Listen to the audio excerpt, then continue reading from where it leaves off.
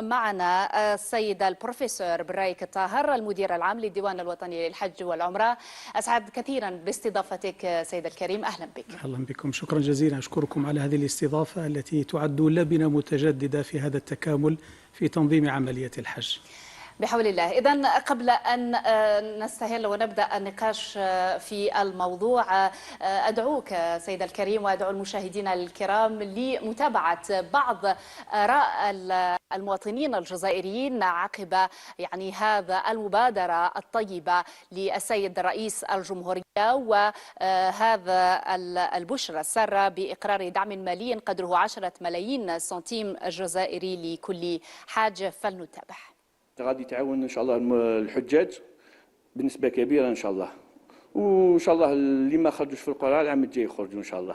ناقصونا في البري تاع الحج، بارك الله فيهم، تساعدنا تساعد والدينا، داروا لنا حاجه مليحه. التكلفه تاع الحج تاع الحجاج ب 92 مليون ولا 82 مليون، هذا شيء يشجع وبارك الله فيهم. هذا شيء جميل جدا وعظيم جدا باش تنقص له وخاصه مبلغ مهم كما هذا. هذا شيء مفرح للحجاج وشيء مبارك. نسأل الله سبحانه وتعالى يسهل هذه الشعيرة. إذن هي بشرى سارة حقا ومبادرة طيبة من لدن السيد رئيس الجمهورية. بروفيسور برايك، كيف استقبلتم في الديوان الوطني للحج والعمرة هذا الخبر، وكيف ستجسدون الأمر على أرض الواقع؟ شكرا. بسم الله الرحمن الرحيم، الحمد لله رب العالمين، والصلاة والسلام على أشرف الأنبياء والمرسلين وعلى آله وصحبه إلى يوم الدين. أشكركم مجددا على هذه الاستضافة التي أقول تعد منبرا نقدم فيه ما يحقق الأريحية للحجاج في معرفة الخطوات المتعلقة بحجهم. كما تفضلتم تلقينا ككل المواطنين والحجاج خصوصا موقف السيد رئيس الجمهورية السيد عبد المجيد تبون ببالغ الاعتزاز. نعم، نشكره مجددا على ما يقوم به من العناية البالغة ومن الاهتمام الواسع، ليس فقط من الجانب المالي فقط، وإنما من الناحية التنظيمية كلها. وليس هذا جديدا بهذا الموسم فقط، وإنما اهتمام السيد رئيس الجمهورية بالحجاج يأتي في سياق اهتمامه بالمواطن عموما في تيسير الخدمات وفي الدعم لكل ما يقبل عليه المواطن، وخاصة ما تعلق بشعيرة الحج من ناحية عدد الحجاج، من ناحية ترتيب التكلفة كذلك وتقديرها بما يتناسب مع قدرة الحجاج، وكذلك بما يكون دعما منه كما قرره في السنة الفارطة بدعم مالي من ناحية الميزانية التي يتعلق بها الحاج إلى $1000 كما هو معلوم. أعود فأقول أن موقف الديوان الوطني للحج والعمرة إنما يعزز من جديد ما يتعلق بموقف السيد الرئيس الجمهورية والسلطات العليا في البلاد في تقديم هذه الشعيرة بما يحقق مقصدها. نحن نتجاوز معرفتنا للحج على أنها مهمة روحية دينية إلى أن نعلم أنها حقا مهمة رسمية وطنية. ولهذا أنا أتقدم بالشكر من منبركم كذلك إلى كل القطاعات المشاركة في عملية الحج، بدءا من معالي السيد وزير الشؤون الدينية والأوقاف بصفته رئيس مكتب شؤون حجاج الجزائر، ثم إلى كل القطاعات التي ساهلت وساعدت ووظفت كل ما يليق بعملية الحج لتصل إلى هذا المستوى الذي أرضى الحجاج في هذه الساعة وسيرضيهم في بلاغ الحج بإذن الله. صحيح، بحول الله. إذن فقط استفسار صغير بروفيسور برايك، أكيد هو انشغال المواطنين حاليا بعد سماع هذه البشرى السارة، هل سيتم خصم هذا المبلغ مباشرة من التكلفة عند الدفع في أو ما هي الخطوات التي يجب على الحاج اتباعها الآن بعد هذا القرار؟ أقول إجمالا وتيسيرا، الحاج المبلغ الإجمالي الذي يتولى دفعه هو ما صرح به المجلس الوزراء على لسان السيد رئيس الجمهورية 82 مليون سنتيم، تكلفة الحج كاملة 82 مليون سنتيم. قضية أنها تخصم أو أنها تساهم فيها الدولة هو إرجاعها من قدر معلوم إلى هذا القدر وهو 82 مليون، أي أن الحاج عليه أن يتقدم بدفع هذا المبلغ، أعيد 82 مليون سنتيم، شاملا لتذكرة السفر وشاملا كذلك لمنحة السفر التي ذكرتها آنفا هي $1000. نعم، ممتاز. طيب، عطفا على كلامكم سيد المدير العام، هل يمكن أن تحدثونا عن تحضيرات هذا الموسم، موسم الحج 2026، وعن الإجراءات التنظيمية لأجل هذا؟ شكرا جزيلا. من المهم أن يعلم الحجاج خصوصا أن عملية تنظيم الحج لا تبدأ قبيل موسم الحج، وإنما تنطلق بالضبط من ساعة الاحتفال باختتام الموسم السابق. أعني بذلك أن سيد وزير الشؤون الدينية والأوقاف تلقى من نظيره وزير الحج والعمرة السعودي تلقى وثيقة الترتيبات الأولية في حفل الاختتام لموسم الحج السابق. من هذه الساعة بدأ التنظيم لعملية الحج. وثيقة الترتيبات الأولية التي استلمناها في خضم الموسم السابق هي التي تجعلنا أمام ما يسمى برزنامة عملية تتولى تنظيم عملية الحج. ويتولى هذا التنظيم اللجنة القطاعية متعددة القطاعات الدائمة التي تشترك من عدة وزارات وعدة جهات فاعلة تهتم بتنظيم عملية الحج، إلى أن يكون المنتهى بعد ذلك هو رجوع آخر حج بعد الموسم بإذن الله. فأقول إجمالا أن هناك خطوات متتالية تهتم بها اللجنة المتعددة للقطاعات لتواكب كل المراحل التي على الحج أن يواكبها كذلك. أذكرها إجمالا: تبدأ بعد تنظيم عملية الحج ابتداء من تسجيل الحاج في القرعة، إلى ما كان من متابعة الجزائريين بشغف كبير والحجاج على وجه الخصوص لعملية الحج في القرعة الأولى التي كانت في 22 نوفمبر الفارط، ثم القرعة الاستثنائية التي تجدد اعتزازنا وشكرنا بالسيد رئيس الجمهورية السيد عبد المجيد تبون لما منح فئة الحجاج الذين تجاوزوا 70 سنة فما فوق، أو كان لهم كذلك بشرط آخر سجلوا في القرعة 10 سنوات فأكثر، منحهم حصة إضافية تقدر ب2000 دفتر حج، وأجريت لهم قرعة استثنائية في 6 ديسمبر الفارط. يتحصل المؤهلون في القرعتين على ما يسمى بشهادة النجاح التي تمنح لهم من بلدية عبر ربوع الوطن، ثم بها يتوجهون إلى المراكز الصحية الموجودة على مستوى كل ولايات الوطن ليقوموا بالفحوصات الطبية والتلقيحات اللازمة التي تشترطها المملكة العربية السعودية في هذا السياق، ليكون الحاصل في أيديهم ما يحملونه من الدفتر الصحي وشهادة التأهيل الصحي التي تجعلهم بعد ذلك مؤهلين في سلامة بدنية ليقبلوا على باقي المراحل في تنظيم عملية الحج. ممتاز. طيب بروفيسور، على ذكركم شهادة التأهيل الصحي، هل هناك ربما اشتراطات صحية جديدة لهذا الموسم؟ أشكرك جزيل الشكر على هذا السؤال، لأنه يعتني بمسألة قد تبدو بحاجة ماسة إلى طرحها من منبركم الكريم، وهو ما تعلق بشرط الاستطاعة الصحية. نحن نعلم أن المملكة العربية السعودية في تنظيمها لعملية الحج بصفتها البلد المضيف والبلد المنظم لعملية الحج إنما تشترط الاستطاعة الصحية من باب حفظ سلامة الحج، وهو عين ما نريده في حملتنا المتعلقة بالتدابير الصحية.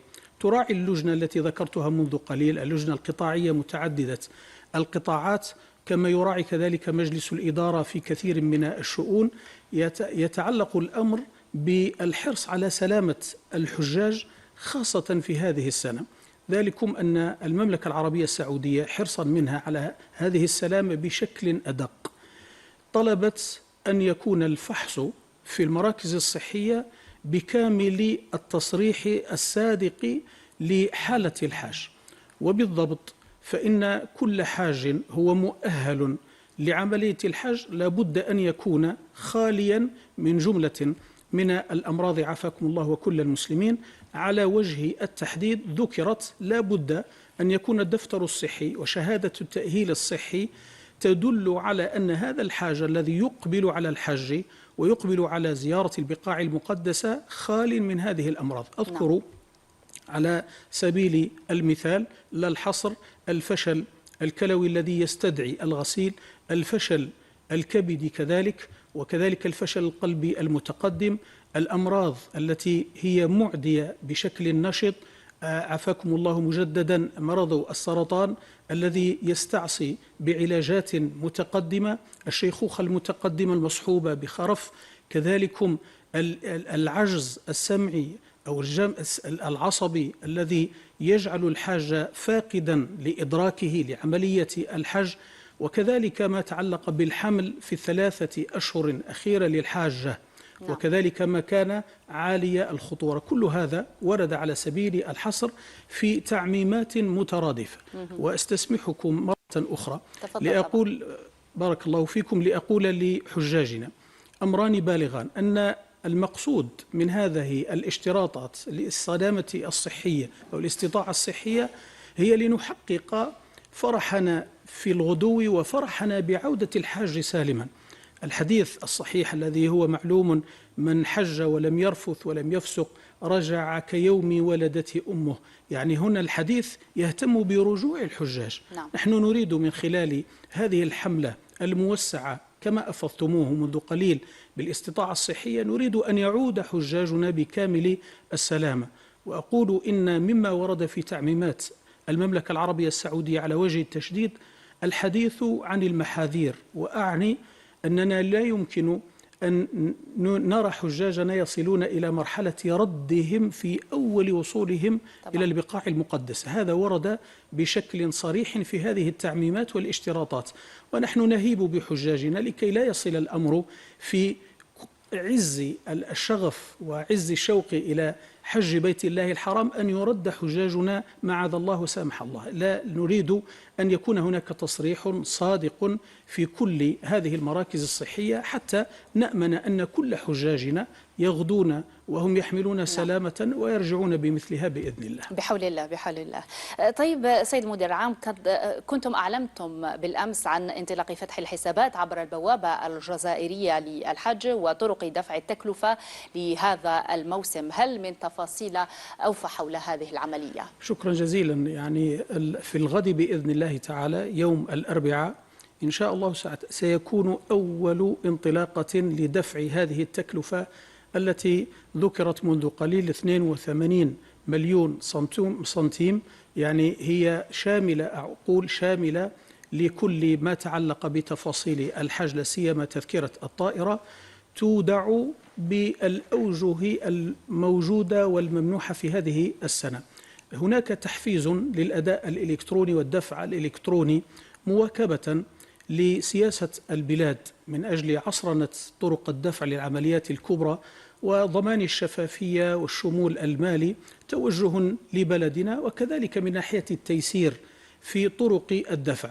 ولهذا من المهم أن نذكر أن لحجاجنا بدءا من الغد أن يتوجهوا بدفع تكلفتهم في آجال مضبوطة، لا بد أن لا يتجاوزوها، لا بد أن يراعوا الإسراع في دفع تكلفتهم، وأن لا يقعوا كما قلنا في كثير من أوجه الحملات التحسيسية، أن لا يقعوا في فخ المماطلة والتسويف والتأجيل، أن يبادروا وأن يسارعوا إلى دفع هذه التكلفة بالطرق التي ذكرناها في حملتنا التحسيسية التوعوية، وهي كالآتي: أولا الدفع الإلكتروني من خلال البطاقة البنكية المحلية CAB أو الذهبية في كل ما تعلق ب يعني أبواب منصة البوابة الجزائرية للحج. الطريقة الثانية هو الدفع بذات البطاقة البنكية المحلية، أعيد CAB أو الذهبية، في كل فروع بنك الجزائر من خلال أوجه الدفع الإلكتروني TPE.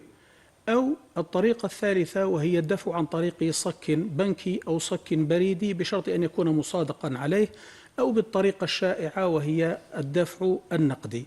وأنا أهيب بحجاجنا لكي لا يأخذهم التسويف والتأخير فيقعوا في محظور الآجال التي لم نملك يعي يدا فيها، لأنها آجال مرتبطة كما ذكرت بوثيقة الترتيبات الأولية، فهي آجال في المملكة العربية السعودية قبل أن تكون آجالا محصورة في الجزائر. مفهوم واضح.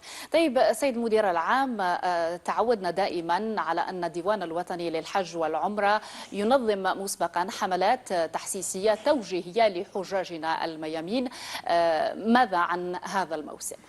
الديوان الوطني للحج والعمرة وفق صحيح عمله وكذلك وفقا لتوجيهات اللجنة القطاعية المشتركة يولي اهتماما بالغا لما يسمى بالحملة التوعوية أو التحسيسية لحجاجنا، من منطلق أن الحاج سواء كان لأول مرة أو لثاني أو لثالث مرة يغدو للحج يحتاج إلى مرافقة في بيان عملية الحج، ويحتاج إلى مرافقة لإظهار الجديد من الاشتراطات والتدابير التي تمليها المملكة العربية السعودية في تنظيمها للعملية الحج.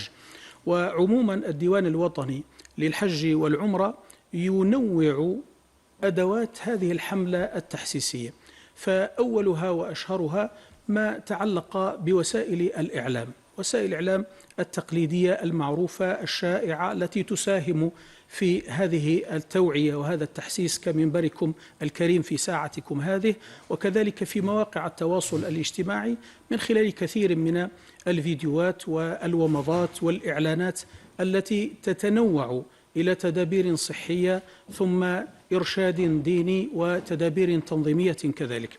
نوع آخر في هذه الحملة التحسيسية ما يتعلق بالكتب والمطبوعات التي يقدمها الديوان الوطني للحج والعمرة، تشمل كذلك هذه المناحي الدينية والتنظيمية والصحية، وقد بلغت في هذه السنة 9 كتب كلها أو 9 دلائل كلها تعنى بهذه المجالات. كذلك عندنا شيء آخر في هذه الحملة وهو ما يسمى بتظاهرة أسبوع الحج، الذي يعتبر عملا جواريا نتنقل فيه إلى الحجاج ونبلغهم ما تعلق بالجديد من هذه الاشتراطات. كذلك عندنا العمل الجواري، وأذكر بالأخص أن في هذه السنة خصصنا اتخاذ 650 مركز موزعة على ربوع وطننا الحبيب من أجل إعلام الحاج بكل ما يتعلق بتدابير حجه. وأذكر كذلك على وجه الخصوص أن الحملة التوعوية ليست من عمل وتنشيط الديوان الوطني للحج والعمرة فقط، وإنما هي بمساهمة كثير من القطاعات.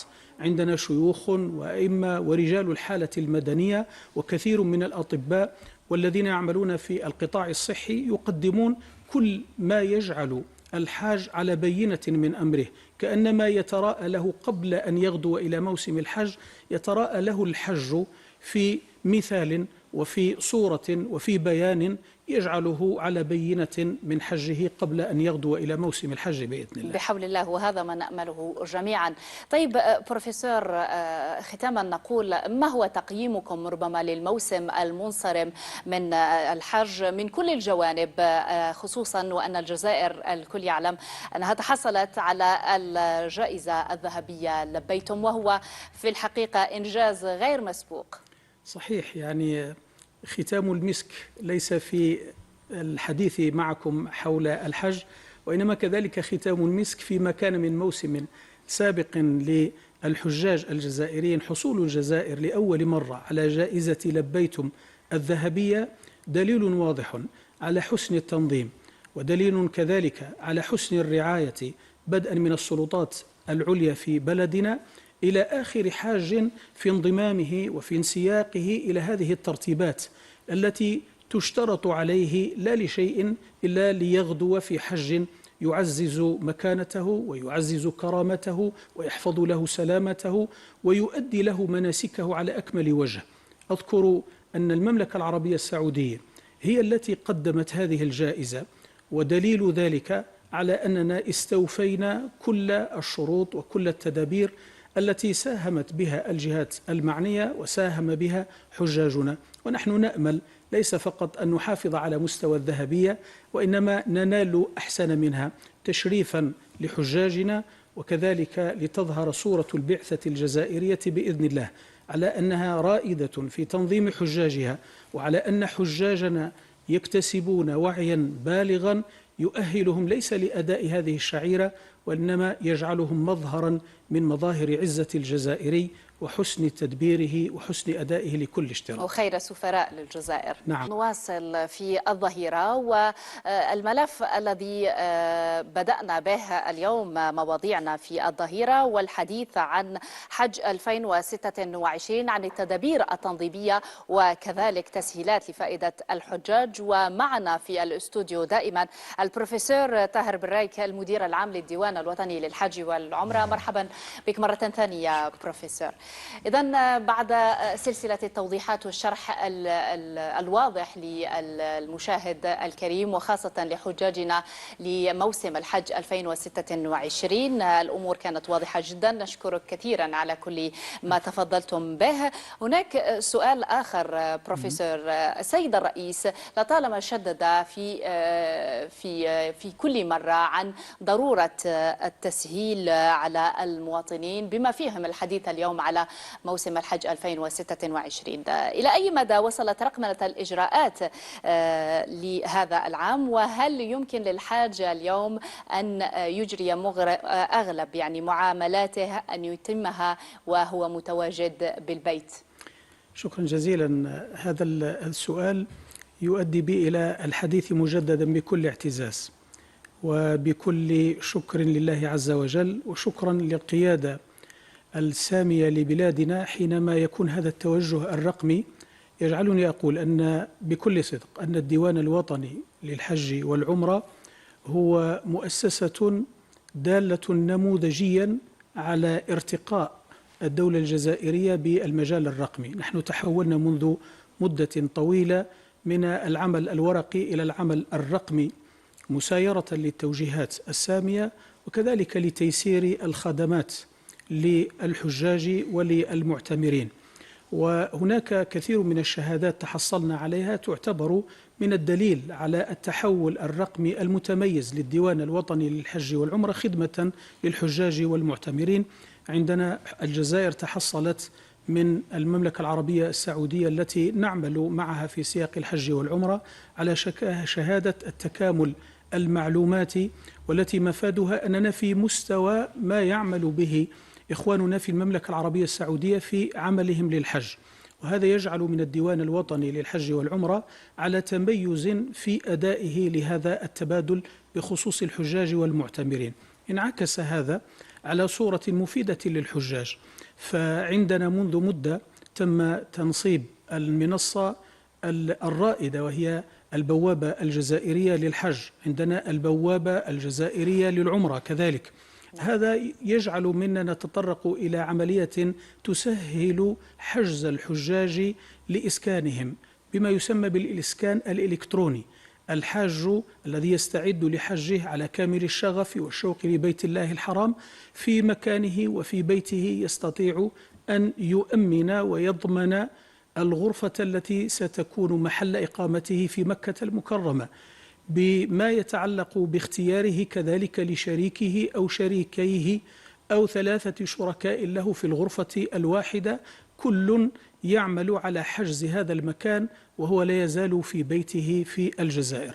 هذا الأمر لم يكن بتحول مباشر إلا بعمل دؤوب مسايرة لهذا التحول الرقمي. كذلك عندنا الحجز كذلك في الطائرة التي تغدو بالحجاج وتروح بهم، كذلك كان ولا يزال منذ مواسم سابقة بأحسن تميز وأحسن أداء وأحسن خدمة كل مرة للارتقاء بحجاجنا لأداء ما يتعلق بتنظيم حجهم وبلاغ خدماتهم بإسكانهم ووجودهم في البقاع المقدسة على أكمل وجه.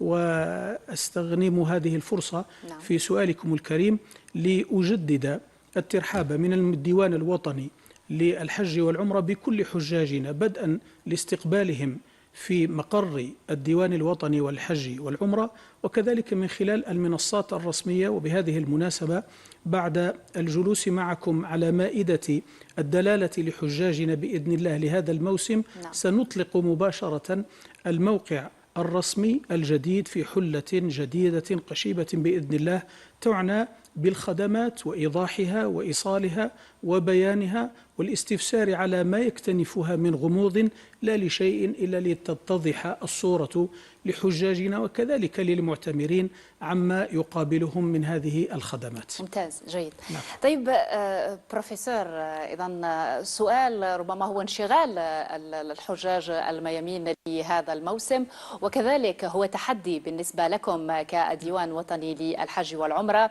دائما ما يكون التحدي من ضمن التحديات الأخرى قرب السكن من الحرم. ما هي المعايير التي اعتمدتموها في اختيار الفنادق بمكة والمدينة لهذا الموسم؟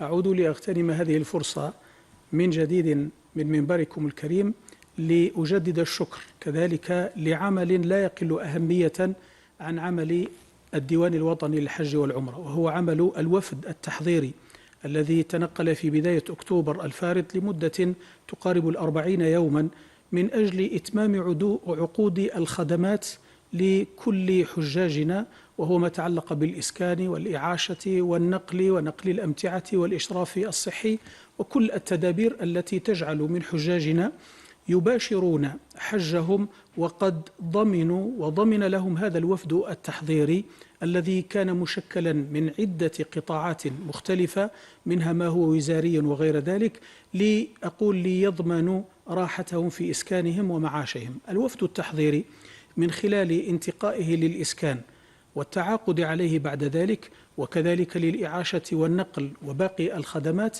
كان يراعي كثيرا من الضوابط، منها ضوابط عامة موجودة عند كثير من الحجاج كالقرب الذي تفضلتم به من ناحية الإسكان، ونراعي كذلك ما يتعلق بكثير من الضوابط كتجميع حجاجنا. نحن نحب أن يكون حجاجنا في أكثر أحوالهم في مناطق تجمعهم، لا أن يكونوا متفرقين كما يمكن أن يكون الحال في سنوات سابقة. أريد أن أقول أن ضابط القرب من السكن كان محل مراعاة من الوفد التحضيري في انتقائه لهذا الإسكان.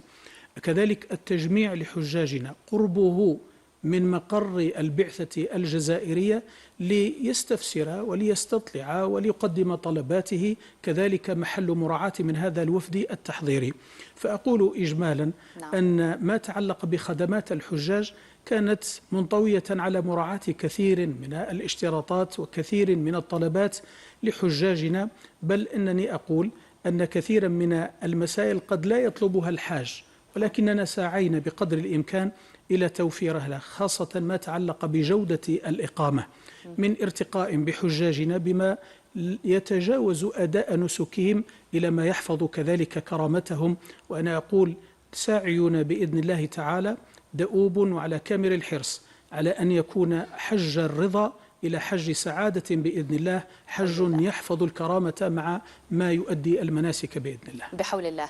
تفضلتم سيد المدير العام للحديث عن هذا الوفد توجيهي ويعني المرافق يعني هذا الموسم، موسم حج 2026. ونحن نسألك بروفيسور عن أعضاء البعثة الوطنية للحج لهذا الموسم من يعني الناحية الطبية أو الدينية وحتى الإدارية. لو نتحدث عن اختيار أعضاء هذه البعثة وعن الدور المنوط بهم لمرافقة الحاج لحظة بلحظة. من الجميل أن يعرف الحجاج أو من يراعي كذلك حالة الحجاج كأهاليهم أو من ينافح على تقديم أحسن الأحوال للحجاج من كل مؤسساتنا في بلدنا، من الجميل أن يعرف الجميع أن هذه البعثة الجزائرية للحج هي متعددة القطاعات بعدد 826 فردا وعضوا كلهم في خدمة الحجاج، لكي تكون هذه البعثة ضامنة لبلاغ الحجاج لكل ما يتوزع عندهم من متطلبات أو حاجيات أو خدمات. لابد أن يكون هذا التوزع موافقا لتوزع أنواع أو مجالات أعضاء البعثة. إذا قلنا إن من حاجيات الحجاج أن تكون هناك مرافقة طبية، عندنا طرف من بعثة الحجاج ينتمون إلى قطاع الصحة ويسمون بالوفد الطبي. هناك كذلك حاجيات تتعلق بإرشاد ديني، يوافقها ما يكون طرفا كبيرا من أعضاء بعثة الحج ينتمون كذلك إلى وزارة الشؤون الدينية والأوقاف بحكم يعني وصايتها على ما يتعلق بالتوجيه الديني والإرشاد الإسلامي، لا سيما ما تعلق بشعيرة الحج. عندنا من تكوين البعثة الجزائرية للحج ما تعلق بفئة لا تقل أهمية، بل هي ركيزة كذلك أساسية، ما تعلق بقطاع الحماية المدنية. نعم. إخواننا في الحماية المدنية تولون العناية بالحجاج في تحديد مسارهم، في مشاعرهم، في بلاغهم إلى مساكنهم، في أداء صلواتهم. نراهم يتوزعون في كل البقاع يؤدون، ولهذا لهم نصيب في وجودهم بالبعثة الجزائرية، فضلا على ما يكون من فئات أخرى كالخارجية والداخلية وما تعلق بكثير من القطاعات الموافقة لعمل تنظيم الحج.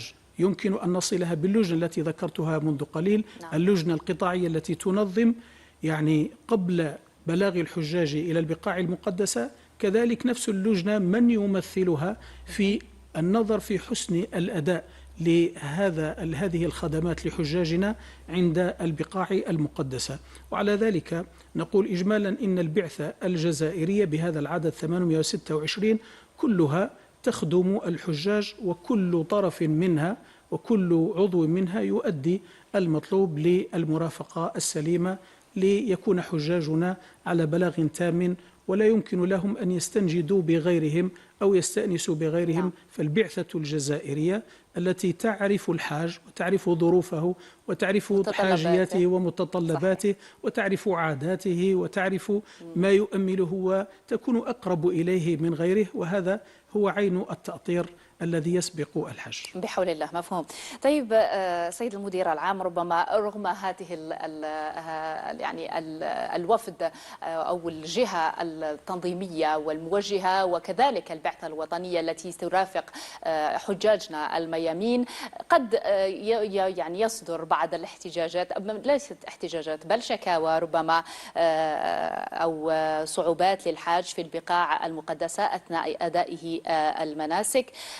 كيف يعني هل هناك آليات متاحة من طرف الديوان الوطني للحج والعمرة لتواصل الحجاج مباشرة مع الديوان فورا في حال وجود هذه الشكاوى أو بعض الاستفسارات؟ أكيد، يعني أكاد أقول أن الأعضاء البعثة الجزائرية للحج يكادون في مرافقة تامة في كل غدو ورواح، بل نجد تلكم الصدرية الصفراء التي تعود عليها الجزائريون كإشارة إلى عضو البعثة الجزائرية نراها في كل مكان، بل أقول بكل اعتزاز وفخر أن وجود عضو البعثة ببدلته وبطاقيته يعني أكثر ما يتراءى لنا من أي بعثات أخرى، والحمد لله.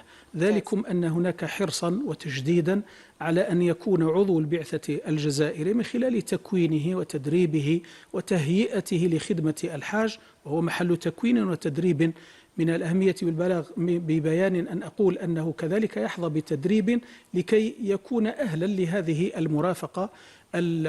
عضو البعثة الجزائرية هو محل يعني نظر من كل حاج، وبدليل أننا نيسر طرق التواصل، أرقام أعضاء البعثة من الناحية الصحية ومن ناحية الحماية المدنية أو من ناحية الإرشاد الديني كلهم يعني محل نظر. ففنادقنا أو محل إقامة حجاجنا نجد فيها في كل مكان أرقام الاتصال بما يحتاجه الحاج. فالحاج الذي مثلا في محل إقامته يحتاج إلى من يسعفه في صحته طبيا يلجأ إلى مباشرة إلى الوفد الطبي من خلال الرقم المتاح. يحتاج إرشادا، يحتاج مرافقة، يحتاج الاستفسار عن كل ما يكتنفه من خواطر أو أسئلة، يجد المجال مفتوحا. بل أكثر من الهواتف، عندنا مكاتب موجودة في كل الإقامات موقوف عليها أعضاء البعثة الجزائرية يسمون بمكتب الخدمة الميدانية، هكذا يسمى